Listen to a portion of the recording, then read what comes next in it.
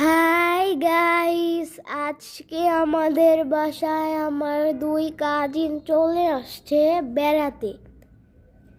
তো আমরা 3 বোন মিলে আলু নিয়ে বেরিয়ে পড়লাম রেসিপি বানাবো। প্রথমে আমি ওদেরকে শিখাচ্ছিলাম কি করে আলু ছুলতে হয়। ওরা আমার কাছ থেকে একটু একটু শিখছিল। আমার ছোলা শেষ, এখন উম্মি ছুলছে। উম্মি তো খুবই এক্সাইটেড। উম্মির পর সারাপ ছুলবে।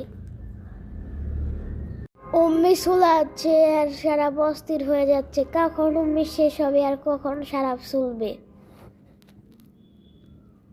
এই তো উম্মির ছুলানো শেষ হয়ে গেছে, এখন সারাপের পাল্লা। এখন সারাপ ছুলাবে। এই তো সারাপেরও ছোলা শেষ। এখন আমরা আলুগুলো ভালো করে কেটে নিব।